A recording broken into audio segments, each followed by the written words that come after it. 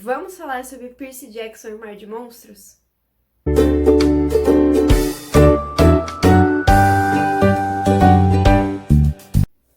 Oi, gente, como é que vocês estão? Meu nome é Yasmin e sejam bem-vindos para mais um vídeo aqui do canal do Books and More.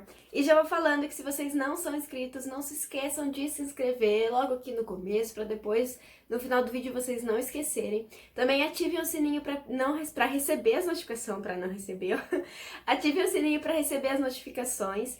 E também deixe o seu comentário, sinta à vontade para me seguir nas outras redes sociais, todos os links vão estar aqui embaixo. E no vídeo de hoje, como prometido, eu vim falar sobre Percy Jackson e o Mar de Monstros. Eu vim comentar um pouco sobre a história e também sobre as diferenças do livro pro filme, né? O que eles mudaram na adaptação. E a gente sabe que essa segunda adaptação também não foi muito bem de bilheteria, também não conquistou os fãs de Percy Jackson e também nem conquistou fãs que não leram os livros, né? Porque a história no filme ela é bem rasa, ela é bem infantil, e no filme eles têm uma idade de 16, 17 anos já. Então, quando você pega o livro, a gente sabe que a gente vai encontrar uma história um pouco mais inocente, um pouco mais infantil, porque os personagens têm 12, 13 anos nesse, né? Então a gente já tem essa noção de que vai ser mais infantilizado. Agora o filme, onde são personagens que são, assim, praticamente adultos, quase, eles já têm 17 anos, a gente imagina que eles tratariam o assunto um pouco mais sério, talvez. Mas eles quiseram pegar a inocência dos livros, né? Essa parte, não que o livro seja de criança, ele é voltado para o público infanto-juvenil, sim, só que quem é adulto também gosta da história, e eu gosto até hoje, porque é um livro que traz muita informação sobre mitologia, é um livro que vai te transportar para sua infância, porque você gostaria de ter vivido na sua infância, talvez. Mas o filme, eles quiseram pegar toda essa inocência e toda essa parte infanto-juvenil do livro e tentaram jogar num filme onde os personagens já são praticamente adultos. E aí parece que não rolou muito bem, sabe? Aí ficou um filme muito infantil com personagens adultos, mas que agem de maneira bem, tipo assim, de criança mesmo. Coisa que a gente sabe que nos livros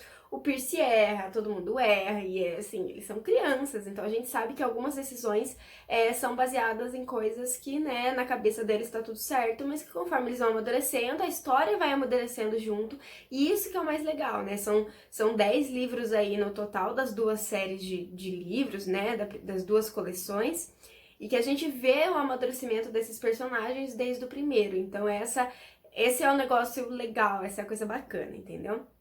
Mas enfim, vamos lá. Pra quem não conhece, Percy Jackson e o Mar de Monstros é o segundo livro, o segundo filme também, nesse caso, de Percy Jackson e o Ladrão de Raios, né? Eu já comentei sobre Percy Jackson e o Ladrão de Raios aqui com vocês, eu vou deixar o link pra esse vídeo em algum lugar aqui ou aqui na caixinha de descrição pra vocês assistirem.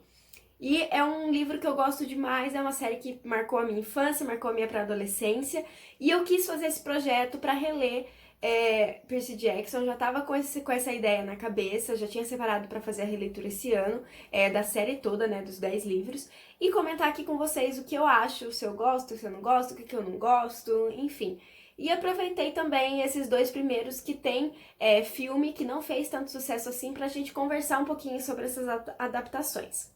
Então aqui a gente vai continuar vendo a história de Percy Jackson, Annabeth e o Groover, que são os 3 personagens principais aí do primeiro livro. Aqui o Groover já não tá mais no acampamento, ele saiu em busca do seu sonho, em busca de Pan. Percy e Annabeth, eles voltaram para suas casas, né, para passar o ano, e só voltam ao acampamento meio-sangue durante o verão. O que acontece é que Percy ele não é atacado o ano inteiro e ele não sabe o motivo disso, ele tem um ano razoavelmente normal, um ano tranquilo, até que chega no último dia de escola e aí ele é atacado por monstros, e aí quem aparece é a Annabeth e o seu melhor amigo, que é o Tyson, né, o melhor amigo dele na escola, acaba tendo, vamos dizer assim, um mistériozinho por trás dele, e ele precisa entender quem é Tyson e o que ele é e por que não atacaram ele durante esse ano todo, e tudo tem sentido, sabe? É uma história super envolvente, eu já falei dele pra vocês antes, e aqui também a gente vai ver o Percy em busca da cura pra árvore de Thalia, que é a árvore que protege o acampamento Meio-Sangue. Ela foi envenenada nesse segundo livro, e eles precisam ir em busca do Velocino de Ouro, que é a única coisa que pode salvá-la, né? Alguma coisa forte o suficiente para salvá-la. Só que tem um porém, o Velocino de Ouro, ninguém sabe o que aconteceu com ele está perdido, então eles têm que buscar também a localização e tentar entender como tudo aí vai se desenrolar. Aqui a gente vai começar a ter um pouquinho mais sobre a profecia principal, né, desses 5 livros. Eu não sei se vocês sabem, mas cada livro da série tem uma profecia. Minha voz tá sumindo. Cada livro da série tem uma profecia diferente. O primeiro livro, quem escuta a profecia é o próprio Percy Jackson. No segundo, quem escuta a profecia é a Clarice, que é filha de Ares. E assim por diante. Só que tem uma profecia, que é a profecia maior, que vai cuidar aí dos 5 livros e que vai fazê-los se ligarem, vamos dizer assim. Eles vão se ligar graças a essa profecia. E aqui a gente vai conhecer um pouquinho mais sobre essa profecia, sobre o que ela fala, do que ela se trata, já que no primeiro a gente tem a menção dessa profecia, só que a gente não sabe o que é falado nela e o que ela tem a ver com o Percy Jackson, tá? A partir desse daqui a gente vai começar a entender um pouquinho, e aí agora que a história começa realmente a engrenar, tá bom? Então essa é basicamente aí o resumão de Percy Jackson Mar de Monstros, não resumão, mas uma sinopse para vocês entenderem aí mais ou menos do que esse livro aqui vai falar. Agora eu quero comentar com vocês um pouquinho sobre as diferenças do livro pro filme, e para isso eu anotei várias coisas conforme eu fui assistindo o filme. Eu assisti logo depois que eu terminei, então estava tudo fresco na minha cabeça. Eu lembro que na época que eu assisti, eu fui até no cinema assistir essa adaptação, já era fã desde aquela época, mas eu já não gostei naquela época, né, gente? Porque é um filme horroroso. Mas enfim, nós vamos conversar aí sobre as principais diferenças que a gente pode encontrar no filme pro livro. Esse filme foi lançado em 2013, então já tem aí quase 7 anos, não é mesmo? Eu fui na época, como eu falei, fui no cinema na época e eu saí bem descontente.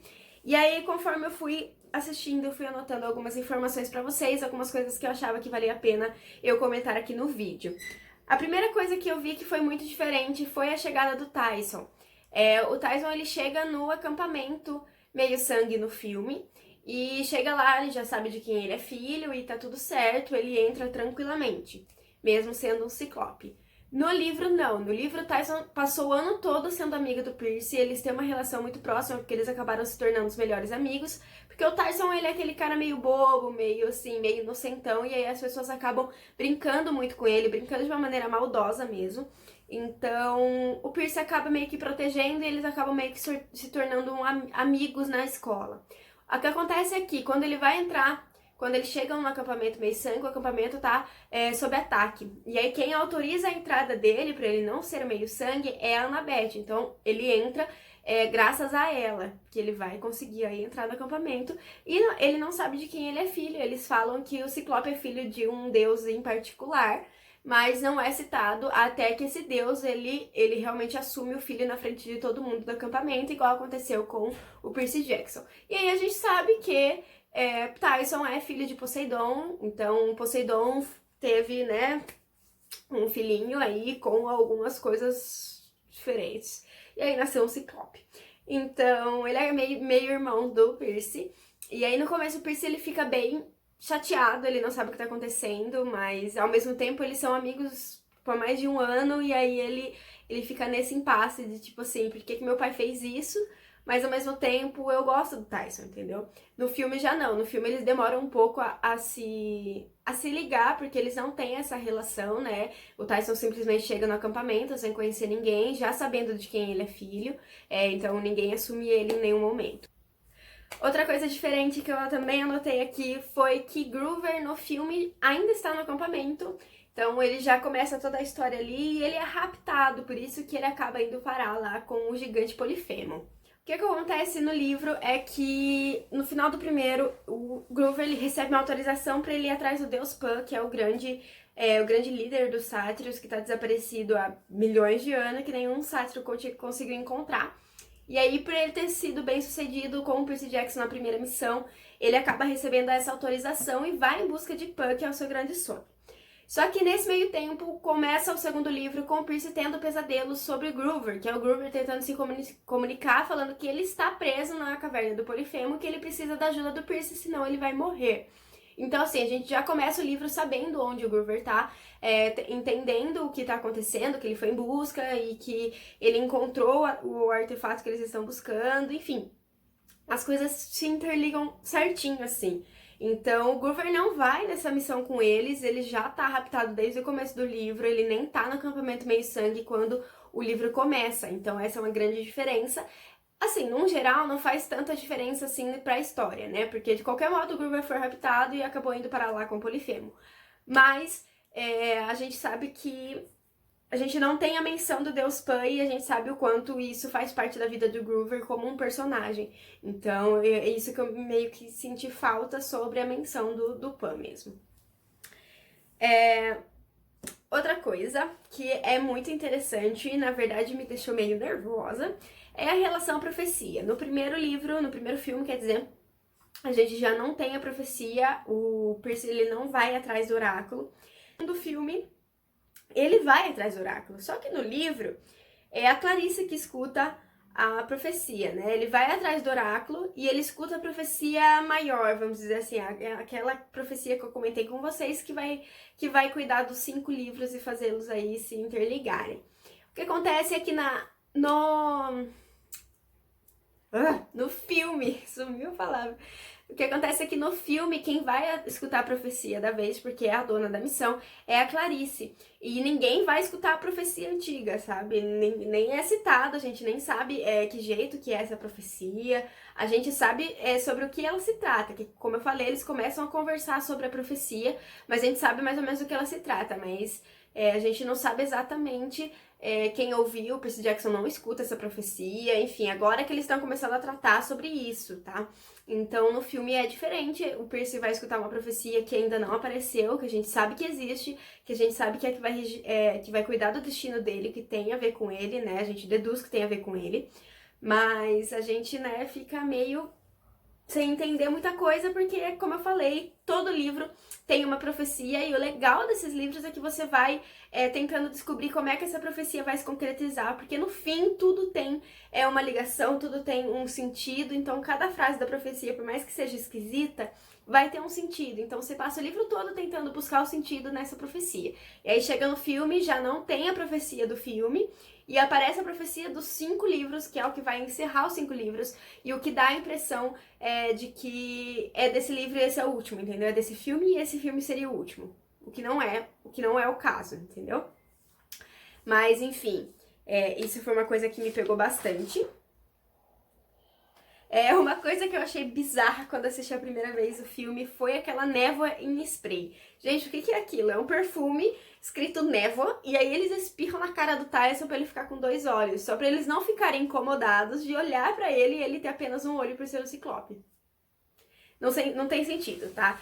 Quem entrega isso pro Tyson no filme é a Annabeth, e isso nem existe, nem é citado nos livros, tá? O que eles falam é que a névoa pelo lado humano deles, eles acabam vendo algumas coisas sobre a névoa, então eles têm que se concentrar pra ver por baixo dessa névoa. Por isso que o Percy nunca reparou que ele é um ciclope, né? Que o Tyson é um ciclope.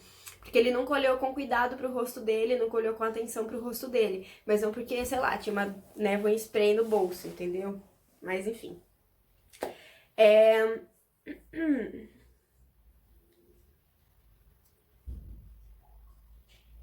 Bom, no livro, Hermes é um personagem muito importante nesse, porque ele vai até o acampamento antes do Percy sair numa missão às escondidas, né? Porque quem ganhou a missão foi a Clarice, e ele não vai poder ir junto, então ele sai às escondidas com a Annabeth e o Tyson.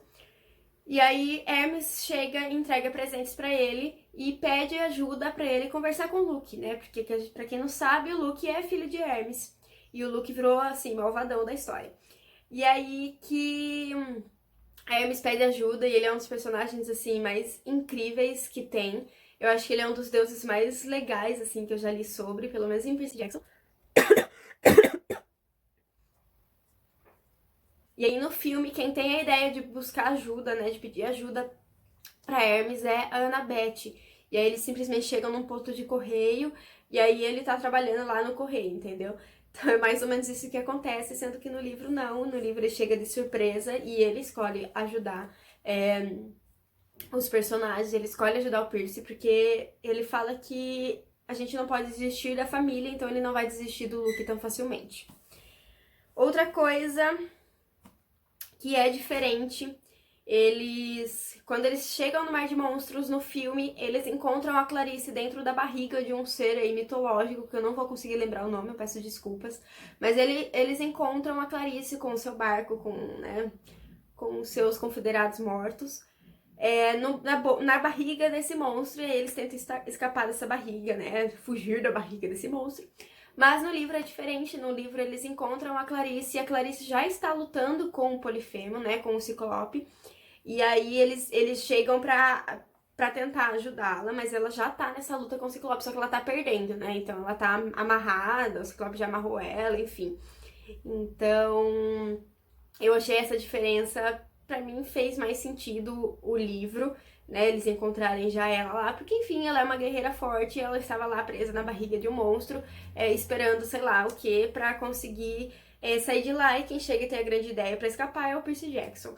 Mas no filme não, no livro não, perdão. No livro, como eu falei, ela já chegou na Ilha do Gigante, ela já chegou, e ela... Gigante, no Ciclope.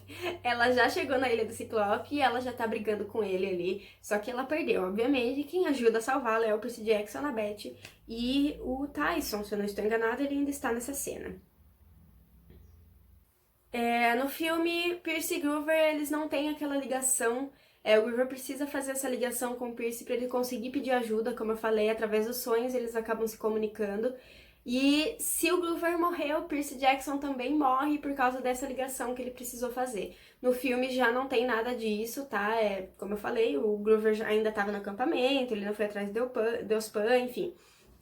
Quando um detalhe é deixado para trás, outros detalhes que são decorrentes desse primeiro também acabam ficando para trás. Então, por isso que muita coisa acabou, sobre a relação do Percy Jackson com o Groover, acabou ficando para trás também. Na luta contra o Polifemo, né, contra o Ciclope Polifemo, a gente tem uma luta muito interessante que é sobre a Annabeth fingindo ser ninguém, né? Que faz sentido na história, eles explicam porque quem é esse ninguém.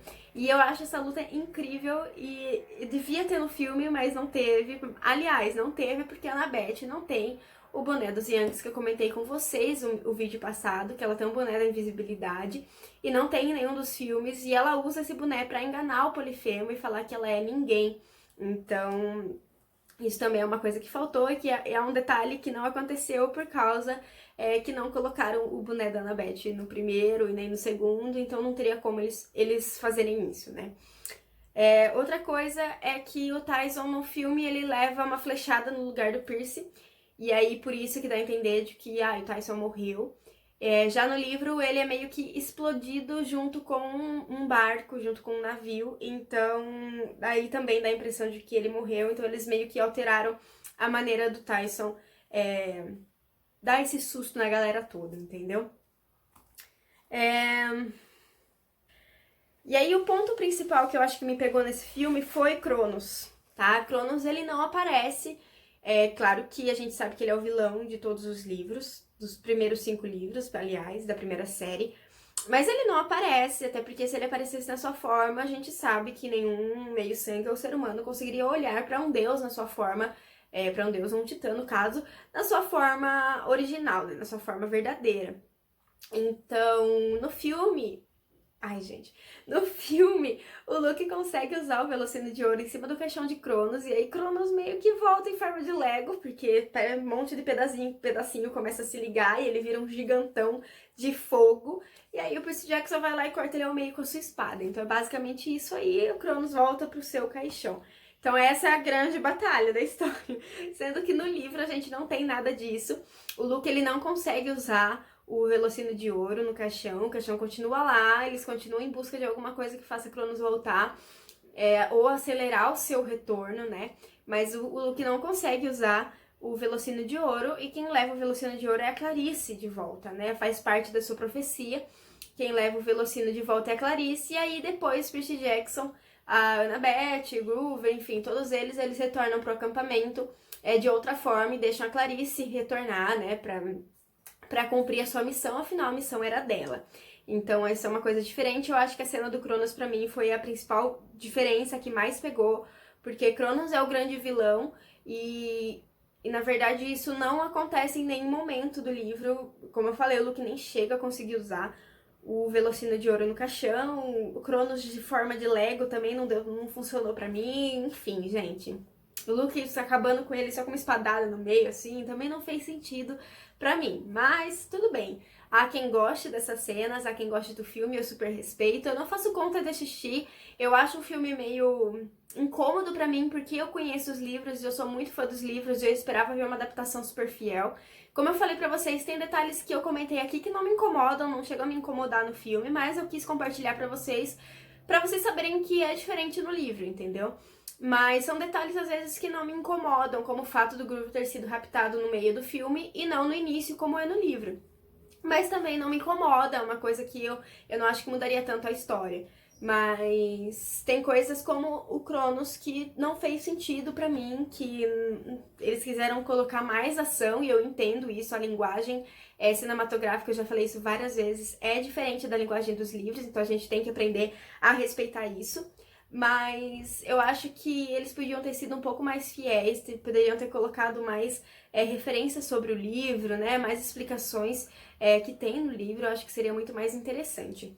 Mas enfim, essas são algumas diferenças que eu notei do livro pro filme. Como eu falei, não é um filme que eu gosto, mas também não é um filme assim, que eu odeio muito, eu assisto sem problemas. Mas é um filme que me incomoda pra eu gostar do universo. Mas enfim, deixem aqui nos comentários se vocês já assistiram o filme, se vocês já leram o livro, se vocês gostam ou não dessa adaptação. Lembrando também que é só a minha opinião, tá? Se vocês concordam, se vocês discordam, não tem problema nenhum. Deixa aqui nos comentários pra gente ir debatendo. Quem sabe a gente acaba olhando as coisas por outro lado, né? Quem sabe eu posso gostar ainda mais do filme, enfim. Deixa aqui nos comentários a sua opinião sobre o filme, sobre o livro, se vocês já leram, se vocês têm vontade de ler. E que outras diferenças vocês notaram que é diferente do livro, né? Alguma cena que vocês queriam que tivesse tido. Enfim, deixa tudo aqui nos comentários que eu quero muito saber. Não se esqueçam de deixar o like, de se inscrever no canal e de me seguir nas outras redes sociais, que isso ajuda bastante. Um beijo pra todo mundo e até o próximo vídeo.